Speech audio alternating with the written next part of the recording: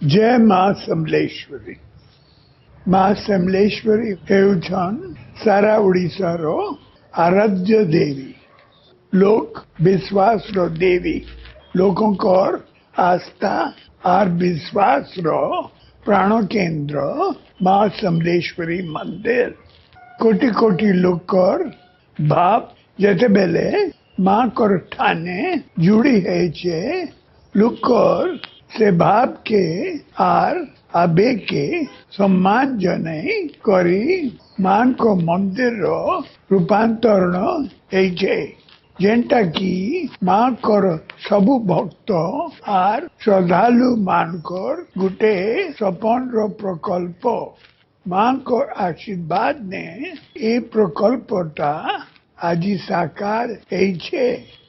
Covid महामारी भितरे ई प्रकल्प बहुत असुविधा सत्वे आगे बढ़ी बढ़ी गोटे रेकर्ड समयाती माँ को कृपानु पूरा है।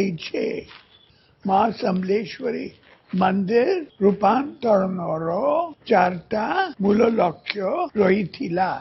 मंदिर चारियर भव्य रूपांतरण, जेनठाने भक्त आर श्रद्धालु मान के दिव्य अनुभव पाइबे।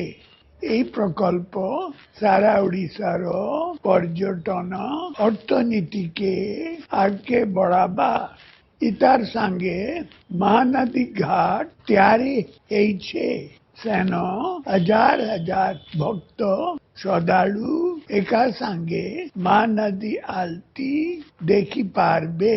ए पूरा समलई प्रकल्प आमर समस्त भाईचारा माँ कर लागी रही थिबा भक्ति और माँ कर आमर प्रति थिबा विशेष आशीर्वाद रो गोटे चिन्ह आए।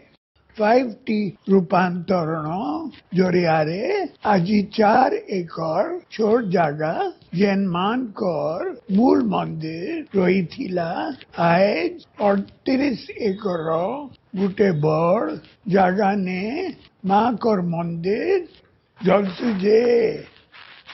दिन को दिन मान कर भक्त संख्या बढ़ी चाली छन। भविष्य के आखिरे रखी ए प्रकल्प करा है, जेंती 100 वर्ष तक भक्तों कर असुविधा नहीं हुए। इठाने स्वतंत्र हिसाबे ई अंचल रो कला संस्कृति और भास्कर्य रो झलक देखबार के मिलू छे। मंदिर कायले भक्त माने जनता सहज और सुविधा थी मांग कर पूजा करि पारिबे, सेटा के सबुनु बेसी ध्यान दिया है छे। चैत नवरात्र हेउ की दसरा नवरात्र हेउ, जेते बेले माँ को मंदिर ने सबुनु बेसी भीड़ हेसी, सेती बेल के आर भक्त मानकर किसी असुविधा नहीं हुए। से माने मान कर छतर तले एकाकार एक करी पूजा करि पारबे।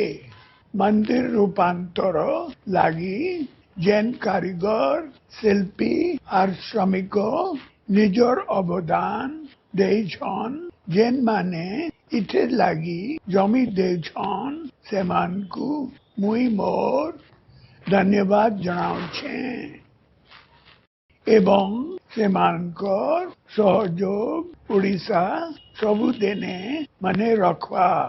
मान कर इच्छा आउ आशीर्वाद रे ही मान कर मंदिर आज जलसुछे। माँ समलई को करुणा उड़ीसा उपरे सबु दिन रही थाउ। आसुन ई शुभ लोकार्पण उत्सव ने आमे सबु एक होई करी माँ समलई को आराधना कर्मा। जय माँ समलेश्वरी। जुहार।